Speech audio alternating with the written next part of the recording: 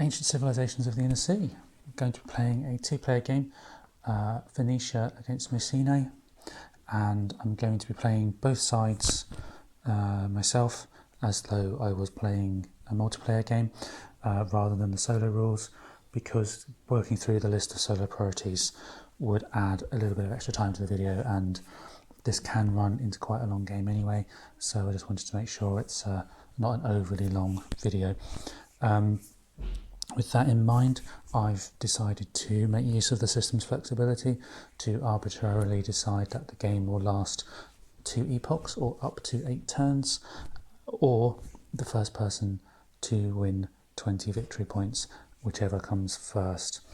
The board is just using half of the board rather than the full board. The full board is actually 2 of these put together. It's quite a long board, so I'm making use of what's called a sandbox scenario, a 2 in the east edge versus edge situation scenario, which just uses half of the map.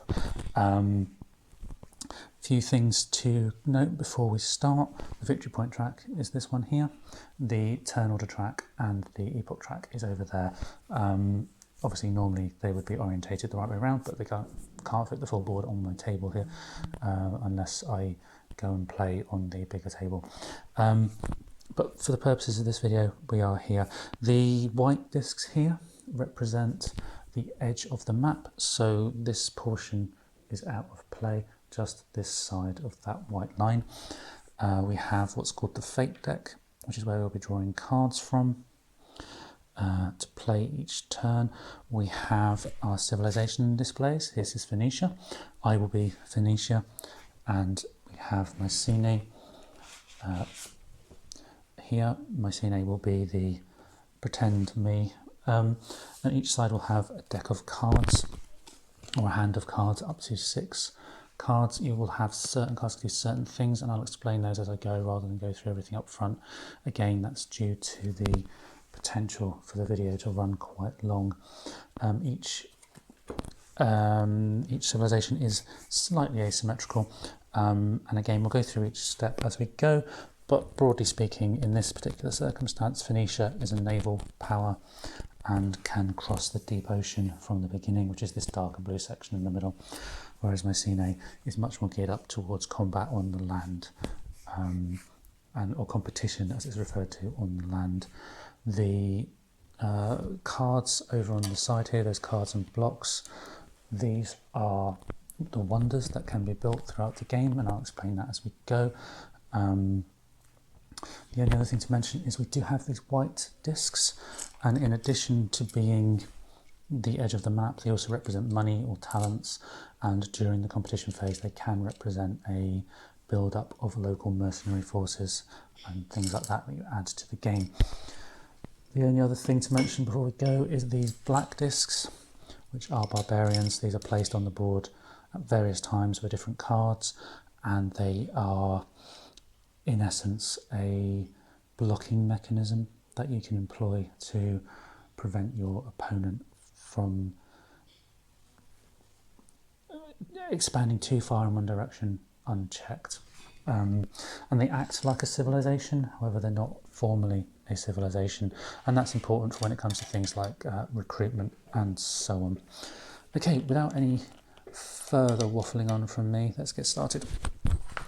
Each turn has a number of phases, beginning with the growth phase, and each phase has a number of steps, and in the first growth phase, the retirement step is missed because while we could return some of these discs from supply because they're not cities, there's really no point at the moment. Cities are three discs high, so they would look something like that. 3 discs high. 2 discs are settlements. 1 disc is a camp.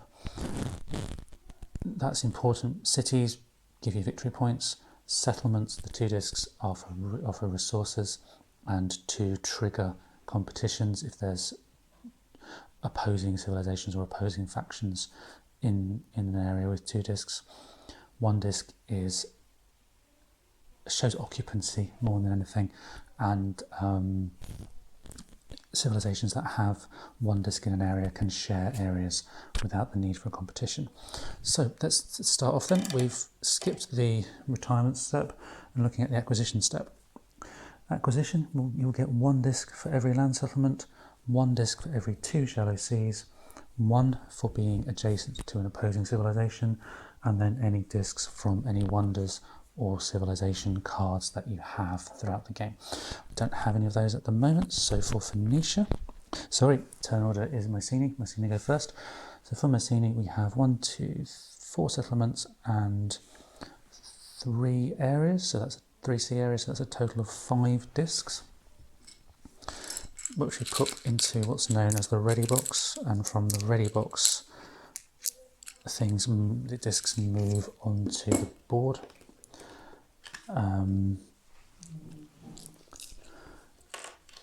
When you do this step, some civilizations have a number of special abilities that will affect how many discs you can place and so on and so forth. Not applicable to Mycenae. However, when we do Phoenicia, we'll need to keep an eye on that, because Phoenicia do have a particular condition that allows them to place more discs. After the acquisition, we move to resettlement, which is where we can take a disc from a city and put that into the ready box. Again, this is something when you need to use forces in a new area, not necessarily applicable at the beginning of the game, because you have an abundant supply of discs at the start of the game. And then we move into a deployment area. If ever you do have, for some reason, less than 3 discs given to you at the deployment step, at the acquisition step, you do have a minimum of 3, but we have 5, so that's fine. And the first thing we'll do is deploy them into areas. And you can deploy very, very quickly in this game, and you can deploy in an area you're in, adjacent to an area you're in an area to start a competition, and if you have enough discs to outnumber your opposing civilizations, you can also place in an area adjacent to a competition, further on from where you would have ordinarily stopped. So, simple way of doing that is we'll pop a city in Mycenae, we'll pop another city in Thebes, and then we'll move across to place a settlement in Minos. Mycenae cannot cross the deep ocean. We're not a seafaring civilization in the first epoch. You cannot cross this unless you are a land civilization, basically either Phoenicia or Minos, or we'll just have another settlement there.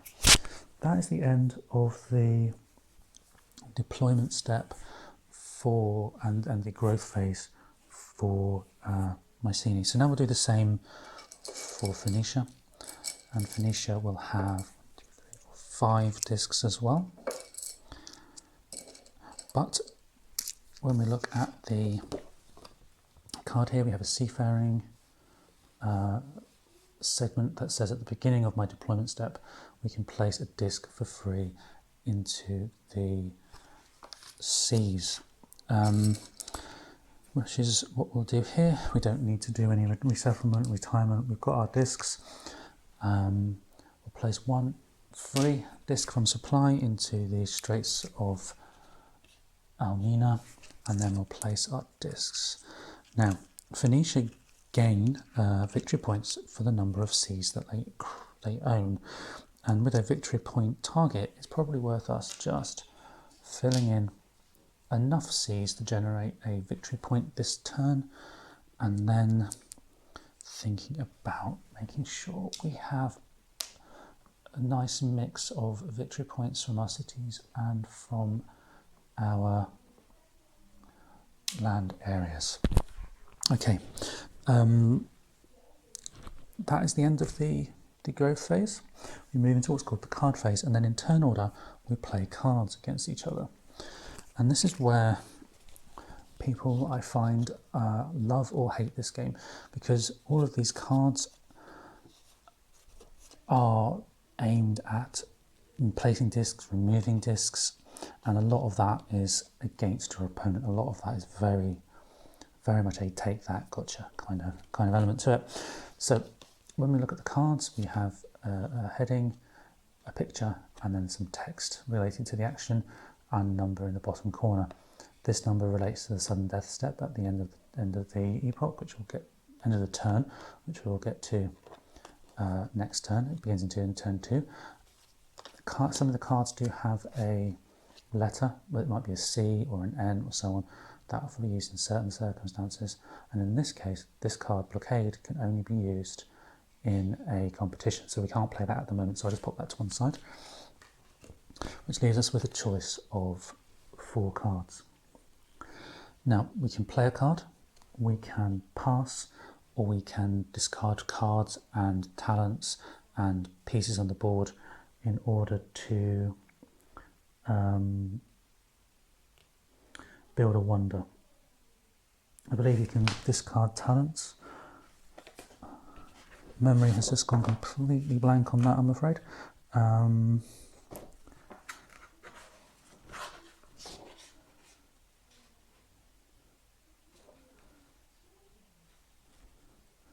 Yes, discard a card, return discs to supply, or pay a talent, and it's 5 resources in that from that selection.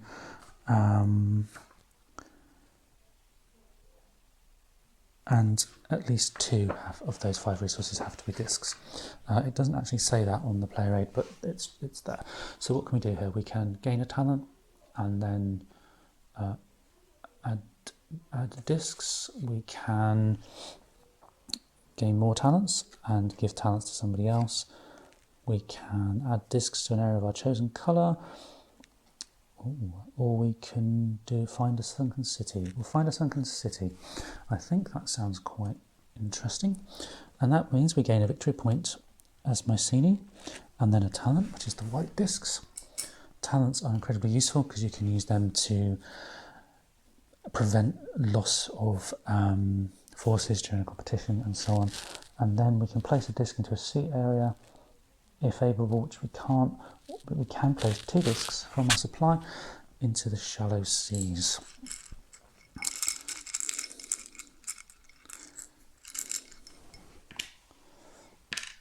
Like so.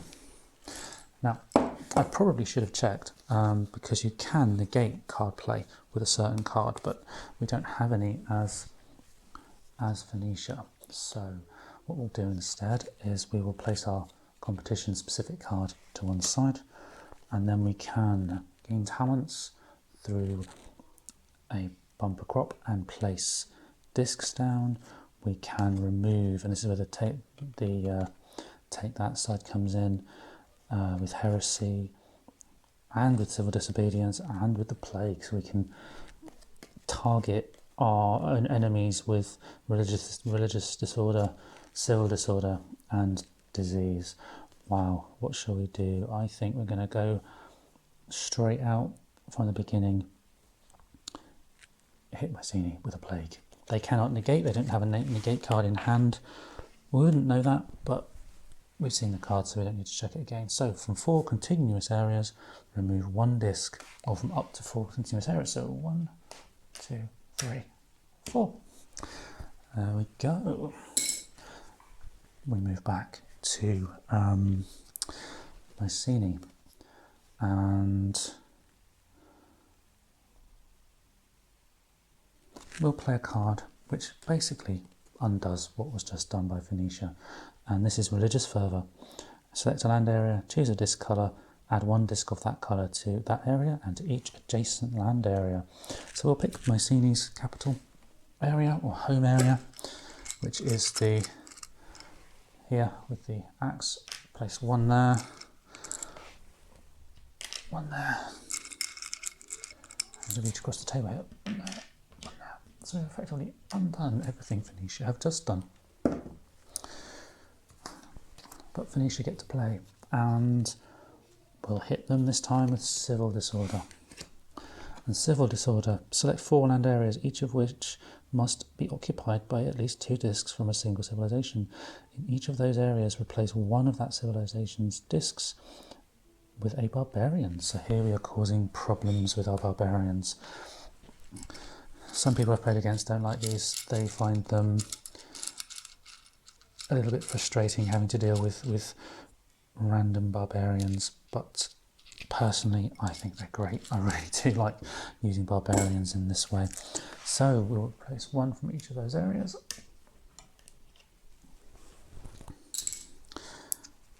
And pop in a barbarian. Now, where there are 3 discs here and here, there will be a competition this turn. But before that, we're going to move on into our next card play phase.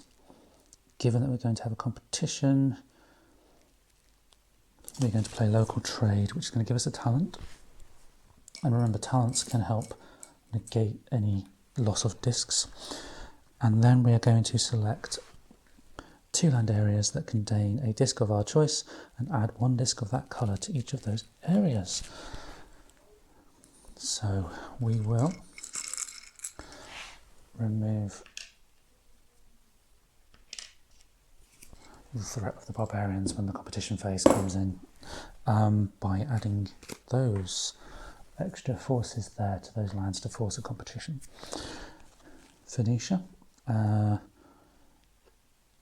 We have selects a city. Remove a disc from that city. Mycenae does not have a city currently. It only has settlements and camps. Can't play that card, so we are forced to either discard a card and some talents and some discs to build a wonder, or we can start building up with a bumper crop, and let's do that. Gain 1 talent and then 1 disc into each of 3 land areas that we occupy.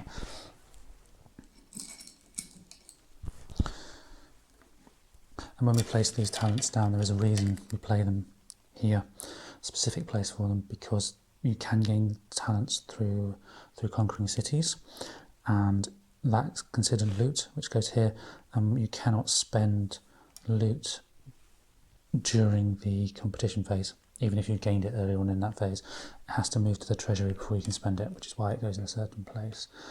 Next thing we need to do though is we need to add in those 3 Phoenician discs into land areas. This might be a good time to mention stacking. Stacking varies throughout the game. Normally in the card phase and the card play phase, the growth phase, and possibly the reckoning phase. No, the reckoning phase is different. The growth phase is a limit of 4, so you have 4 discs in one area of your colour. Each civilization can have 4 discs of their colour in an area, 2 for the seas, 1 for the deep sea. That card phase is the same. Competition is then unlimited, no limits on stacking whatsoever. Then it reduces down to 3 for the reckoning phase, which is basically the tidying up phase. But first we need to place our 3 discs, and what we're going to do is we want to part of me wants to go and start attacking. Another part of me thinks maybe we should concentrate on getting victory points, like so. So now we've got a few cities and a few settlements for resources and so on in the next part of the game. Okay, moving back now to Mycenae. Mycenae can claim a talents by playing the Sub-Saharan Salt route, but that will give everyone on the southern edge of the map a talent. In this situation, not so bad because we're on the east as Phoenicia. But let's use it instead. We'll take 2 discs, 2 talents, and the card, and we will build a wonder. So I'll remove the 2 discs from the seas, and I will discard that card and the 2 talents that I've picked up at different points in the game. So we're discarding 5 things in total, and we'll grab ourselves a wonder. And the wonder that we're going to take is going to be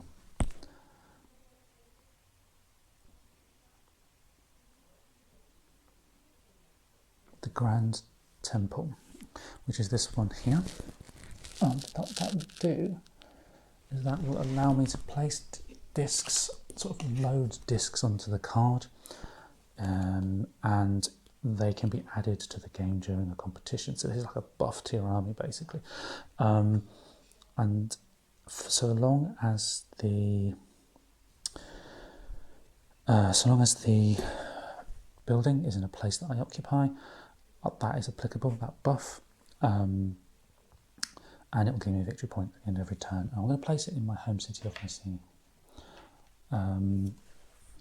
And then, as mentioned, I will place my discs plus some white discs onto the civilization display.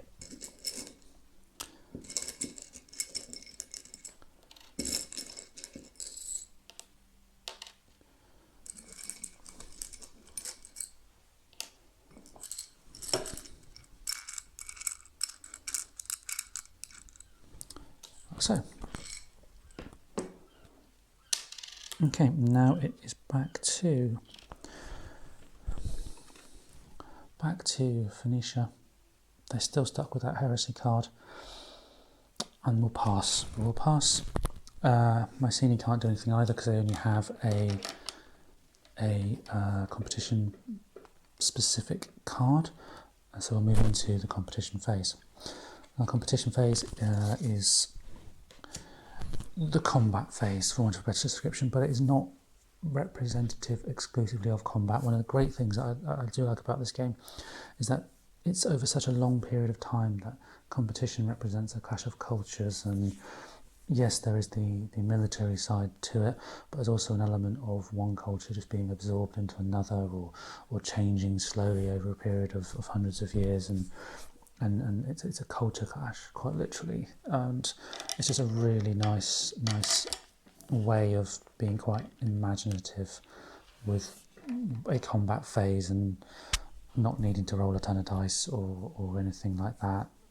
It's a really neat way to do it. But what you do to represent, wherever there is a competition, and competitions are anywhere where there are two civilizations or two opposing sides, including barbarians, where at least one of those sides has two discs, which in this instance is going to be there,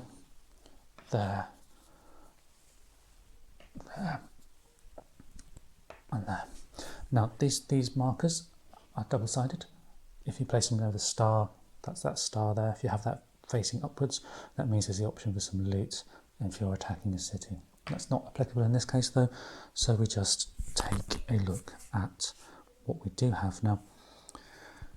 Competition is interesting in the sense that you remove discs. So first thing you do is everyone with every side with a single disc, and there can be 3, 4, 5, 6 sides in any one of these areas in some games, depending on how many you're playing. Every sort of faction or civilization with one disc removes a disc, then everyone with 2 discs, everyone with 3, and so on and so forth. And then once that's all done, you repeat that over and over again until there is only one side left in the space, or there are no settlements left, if that makes sense. So you go down until there's only one disc from each side, or there is one side only in the game. So basically what that would mean in this instance is we would just take away the barbarian there, we take away the barbarian there, and there, and there, because there is now in each case there is now no longer an opponent. Had we been 2 each, we would have had it been this situation where there are 2, you would take away 1, then a second, and then stop. It'll come more clear as we play with larger numbers of forces in the spaces. But for now, that is the end of the competition phase. I chose not to play any cards because there really wasn't much point. But the cards would allow you to add buffs and so on to your army during that phase. Moving through, we move into what's known as the Reckoning phase, and at the start of this phase we reduce the stacking down to 3. Now at the competition phase, we could have had any number of discs we wanted in any of these spaces. Now it's back down to 3. And the first thing we do is a sea domination step. Not really applicable here, but basically this allows you to remove discs from the coastlines if you control all the coastlines of a sea region. If it happens, we will cover it. Doesn't really happen that much, to be honest, or at least not in my experience. Victory point step. Okay, here we gain a VP for the cities plus a VP for any occupied wonders. So in this case, Mycenae just has the one wonder, moving up a victory point. Phoenicia, on the other hand, has 3 cities, so they now have 3. Plus, on their civilization display, the victory tally step, they gain a VP for every 4 shallow seas. We have 4, so that is an additional point. So we now move to the turn order reset step, and the person with the most cities goes first. So Phoenicia will go first next turn. There is then what's called the ACIS step, which is a get out of jail free step should your civilization be doing so badly you need to start it again. Again, it's something that may happen, may not happen, depending on how we go. Sudden death step is applicable during turns 2 and 3 only, and it would be an early end to the epoch. Not going to happen because it's still the first turn. And then the draw step, which is 3 cards plus 1 card for every 4 cities on the map, 1 card for every talent spent before drawing cards. So looks like Mycenae is just going to have 3 cards. Phoenicia will have 3 cards plus 1 if it chooses to spend the talent that's on its display. So yes, I'll pay for Phoenicia. Draw in turn order. Phoenicia pays its talent, draws 4 cards. Now, it's very important to draw the cards one at a time. These are the cards I drew. Because some of these cards are event cards and they must be played the instant they're drawn. And they do affect significantly gameplay and so on. Any card, but we haven't drawn any at this point. We do now have 6 cards in hands, which is our hand limit. We don't need to discard, so we can move on to Mycenae. And Mycenae will just draw 3. And here we have Nepotism, Massive Volcanoes, and War Machines. Okay, and that is the end of the turn. We move to turn 2. Beginning back again with the growth phase, retirement step. Again, plenty of discs in supply for both sides, won't do that. Acquisition step then is in turn order, 1 for each settlement. We have 3, 1 for each 2 seas. We have 2, so that's 5. 1 for each civilization we're adjacent to, we're not adjacent to a civilization. 1 from any wonders or anything, we don't have any as Phoenicia, so that is going to be just 5 discs.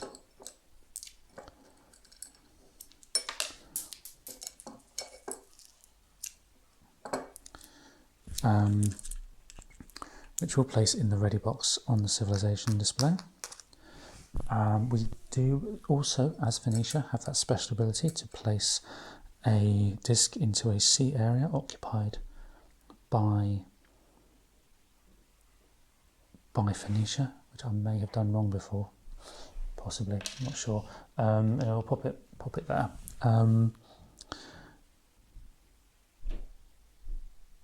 And then we will place our 5 discs, and we're going to carry on with this idea of many victory point areas. So let's place 1 there, 1 there, 1 there, and then a couple of discs in there. One of the things about the game is you do not have to be particularly aggressive in terms of combat. Which is basically what the strategy of Phoenicia here is playing. They can build up tons of victory points through these cities. However, there is that take that element in the cards. which is going to elevate it above that purely civilization building Euro style points harvesting game. However, in order for Mycenae to do anything about that, there's going to have to be some fighting. So let's take our discs for Mycenae, and it is 1, 2, 3, 4, 5, 6 plus 1, 7. We don't have any others to play at the moment. 1, 2, 3, 4, 5, 6, 7. We have 7. It's always a balance between points and attacking, but I think a couple of points would be good, and then we can make our move in towards Phoenicia, and you can place adjacent like so. We're now right on the doorstep of Phoenicia. End of the turn, moving to the card phase. Phoenicia is first. Phoenicia does not like the idea of Mycenae being so close, so competition card, Wizard of the Sea, can't play that now. We have Heresy, Superstition, Sands of Time. Oh, that's evil, we might play that one. Blasphemy and Orator. Okay, so what does that Sands of Time do? Sands of Time removes all discs from Wonder, then flips both its card and its block face down. The Wonder is considered buried and it's treated as though it doesn't exist, unless unearthed by an Epoch event later. That's mean. So we're going to play that. Okay, so the Grand Temple of Mycenae is now buried, unless Mycenae has a negating card, which it does not. Negating cards have an N in the corner. So poor old Mycenae takes all these discs off the Grand Temple, pops them back into supply. Its wonder is no more. Okay, what can Mycenae do? Well, we only need 4 cards. We're a bit short on cards for Mycenae. 2 of them can only be played during competition. The other 2, one is a massive volcano, and one is nepotism. Oh,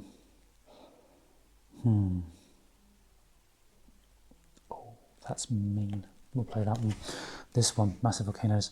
It says select an area other than an active home area. Remove all discs. Remove 1 disc from each adjacent area, including a home area, if you choose. And then you have to shuffle that back into the deck at the end of the epoch. There's a lot of shuffling in this game once you start burning through the deck. So clearly we will pick the area adjacent to Phoenicia's home area, which will be this one.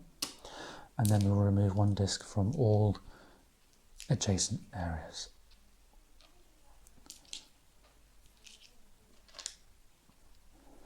So, pretty devastating for Phoenicia. It's another thing, a bit like barbarians, the targeted geological warfare tends to be a divisive moment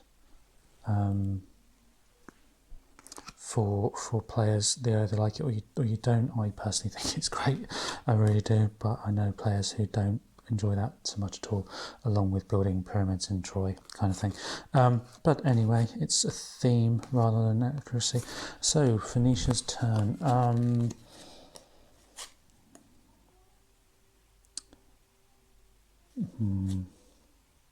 Blasphemy.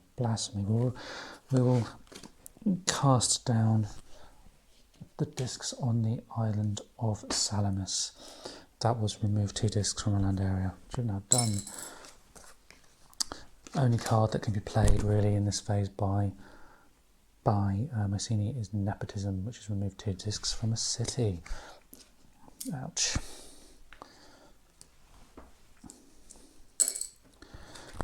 moving into Phoenicia again. Heresy, remove a disc from a city, and then remove one disc from each adjacent land area occupied by the owner of that city. Ouch. So Mycenae clearly is going to suffer. And then each adjacent land area.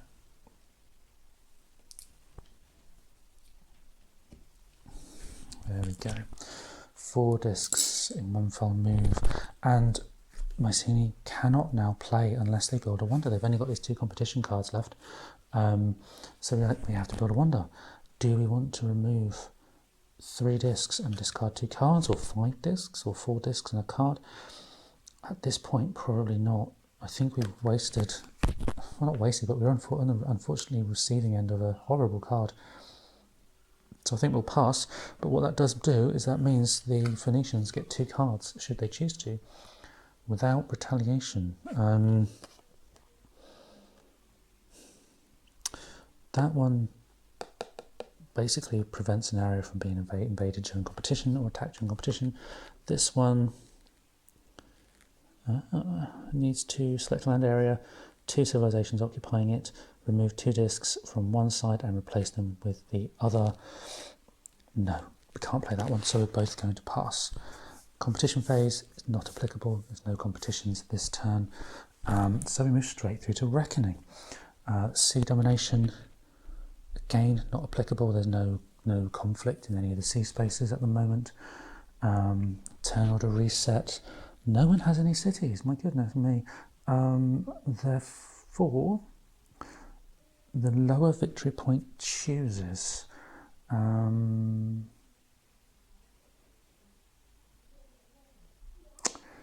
Okay, so I think we'll swap.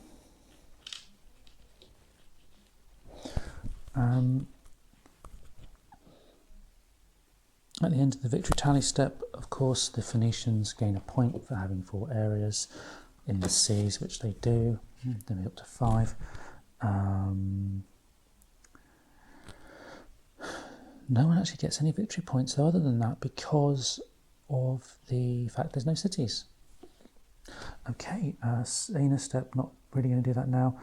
Sudden death. Sudden death, we draw a card. If it says a 2 anywhere on that lower number in the corner there, we end the epoch early, and we have Sea Peoples, which is number 49, so that it will continue.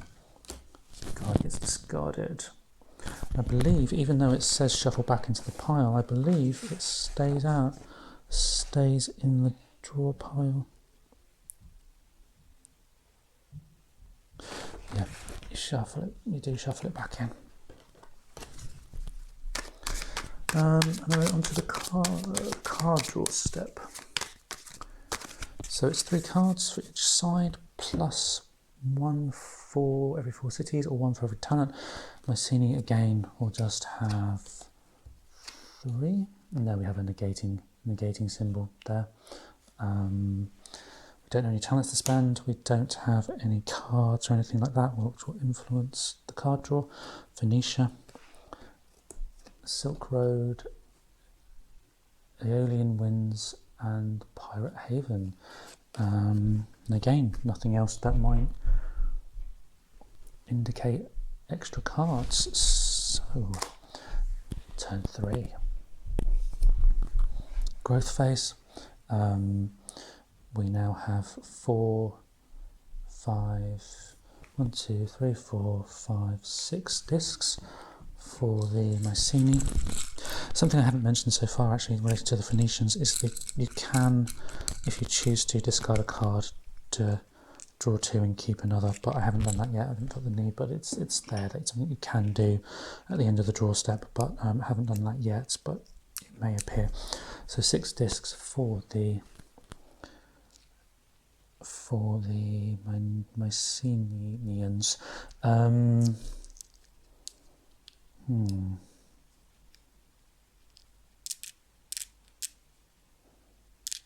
Okay, let us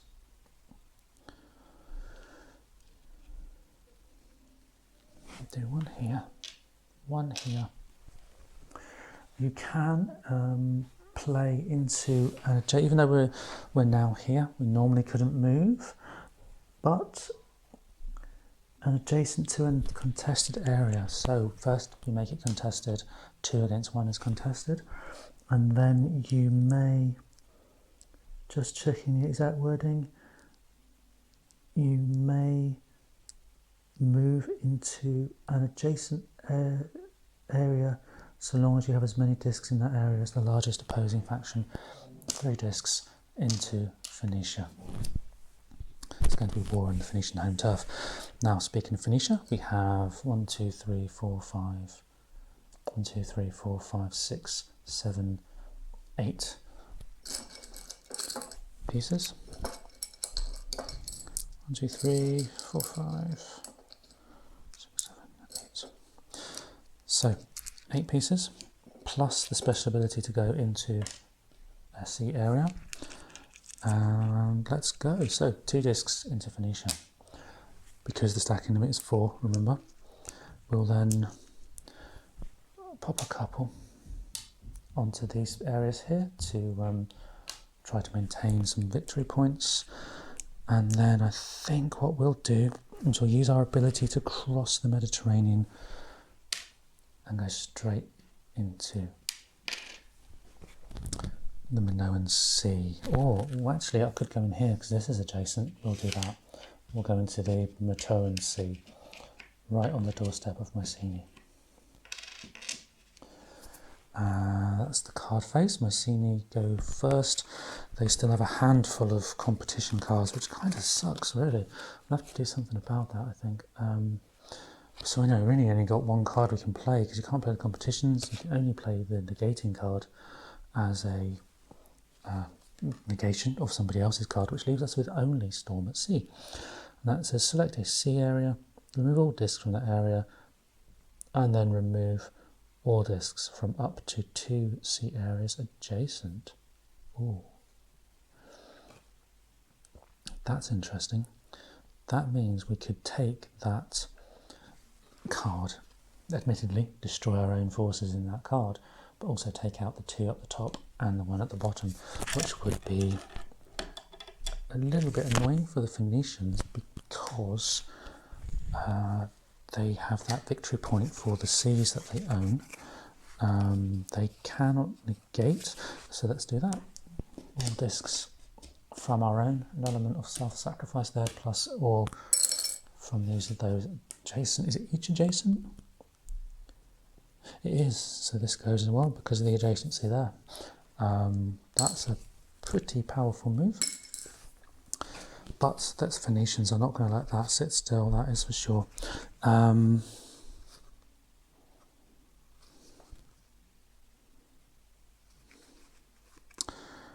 Okay, we have a few choices here.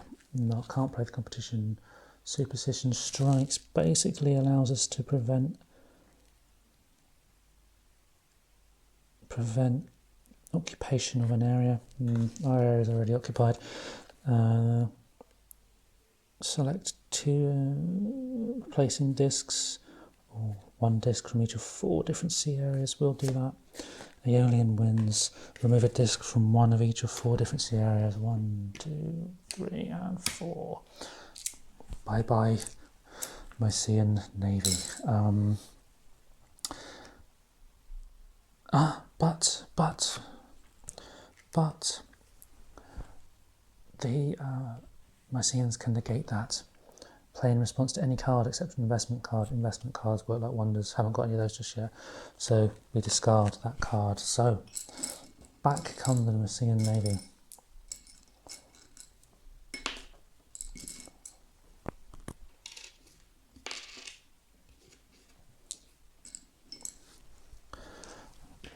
It was there, and there. Okay, Mycenaeans are back in business in the sea.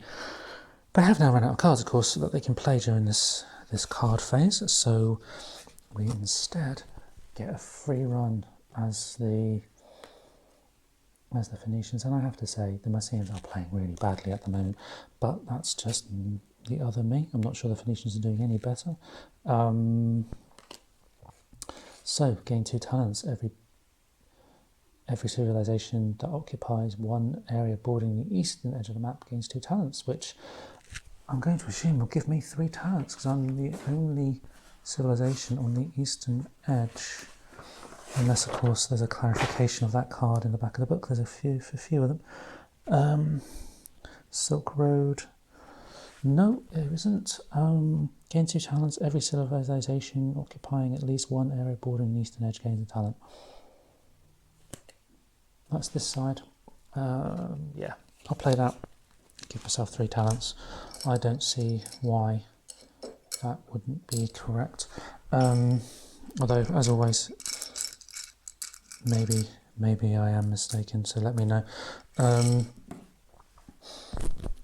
And again, I can play another card should I choose to, or build a wonder. I want to just start hammering these Mycenaeans now. So choose. Oh, that one can't play. That's a land area with 2 civilizations. Oh yes, I can play. Yeah, select a land area, then choose 2 civilizations occupying the area. Remove 2 discs belonging to one, replace with an equal number of the other. So remove 2 of those and place 2.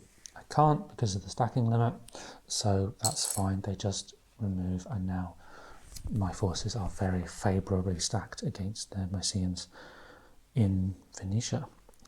And the final card that I'll play this turn is Pirate Haven, which allows me to place barbarians into an island land area and then place 2 more barbarians into an adjacent shallow sea. So barbarians will go into Mycenae, and that's allowed because Mycenae are not a player civilization at the moment, and then 2 more into an adjacent sea. That's the end of the card phase. Competition. Right, during a competition, once per turn, this is where the Mycenaeans can do things that the Phoenicians can't. So place a white disc in each of up to 2 contested land areas, and then the first time the Mycenaeans loot, they gain talents, 2 talents instead of just the usual 1. So once per turn at the beginning of a competition, a white disc in up to 2 contested land areas, which will be very useful against the barbarians. And also over here in Phoenicia, these are mercenaries and so on and things like that. Then what happens in the competition is you get the opportunity to play cards if you have them. So for the Mycenaeans, they have Siege, which allows which prevents or would prevent the opposing civilization, so Phoenicia, from discarding cards and talents instead of discs.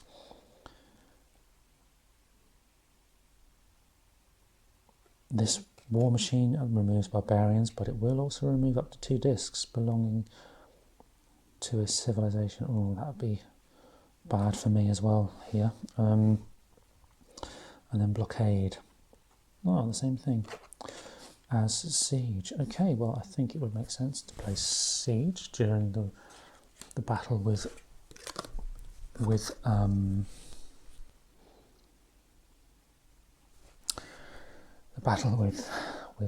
Phoenicia. Now these are normally played face down, so you can't see them until the sort of simultaneous reveal. Traitor, great person. Okay, so this is the Phoenicians card. This will select a contested land area, remove all discs belonging to a single opposing civilization. So this is going to negate the combat. Okay, so ordinarily you play them face down, you reveal, do any adjustments, and in this particular instance, I can't, as Phoenicia, I can't discard cards and so on in lieu of losing discs. Traitor, all of my discs are going to be removed from Phoenicia as the Mycenaeans, but I can discard in order to prevent that, but that seems a bit silly, so these guys disappear and that competition is no more. The order in which you do competitions is from the top left, sort of downwards, if that ever becomes relevant. The only other place for competition then is, well, there's two places, three actually. So there's here, the barbarians win. Here, the Phoenicians win. And then we move on to here, which is Minos. And what I'm going to do is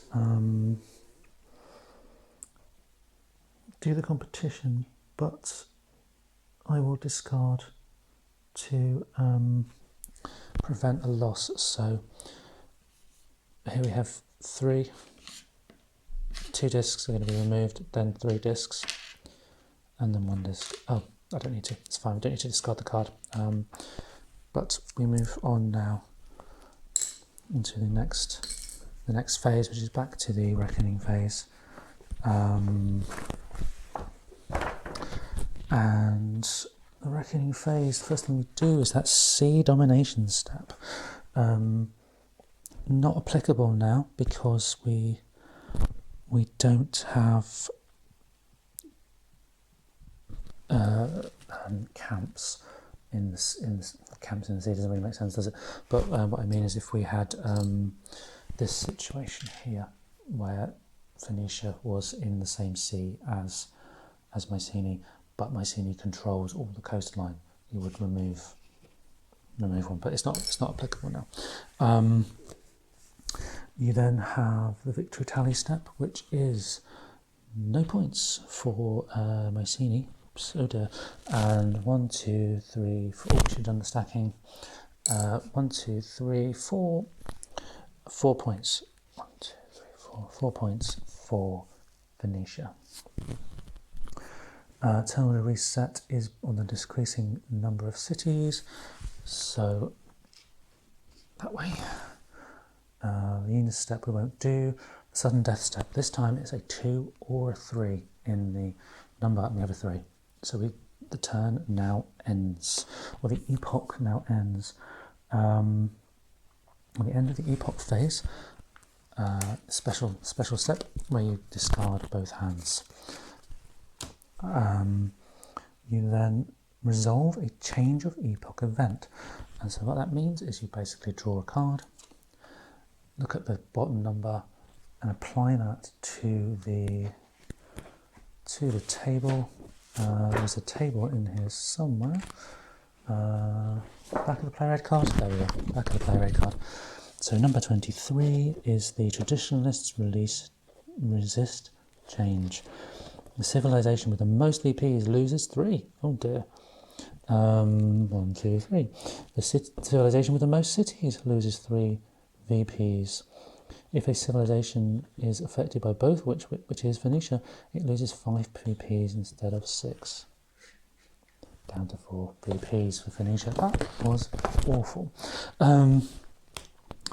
Next on the end of epoch phase is end of epoch VPs.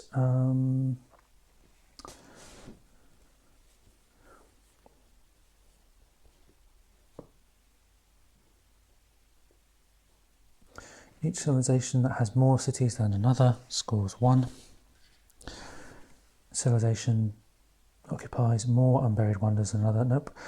Each civilization scores 1 for each set of 3 shallow seas. Only Mycenae has shallow seas. Each civilization scores 1 BP for each set of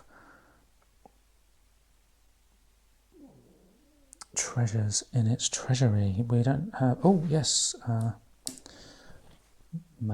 Phoenicia has 3, which we'll pay to get a VP.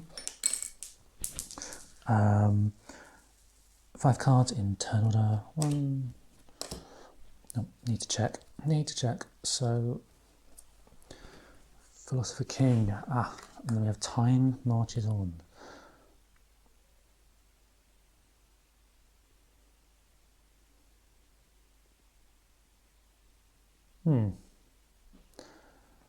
Not sure how to play that, considering we're currently at the end of the epoch. Does that mean we now move to the end of epoch 2? I don't know.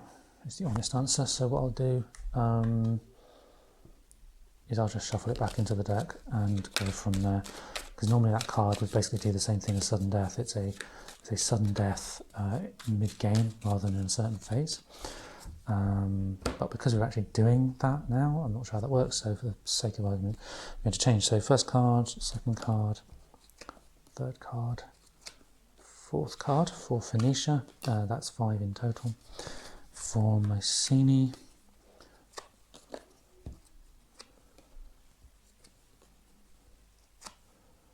okay, we have another event, the Breath of the Gods. All civilizations discard their hands. Okay, so we remove our cards that we've just pulled. We discard other pending events. Reshuffle the discard into a draw pile, and then each civilization draws 4. If played during a draw step, end the reckoning step, shuffle back into the deck at the end of the epoch. Well, we are at the end of the epoch, so everything can go back into the deck. Shuffle some more. I'll shuffle back that card in as well, because that comes in at the end of the epoch too. And then everyone gets 4 cards again.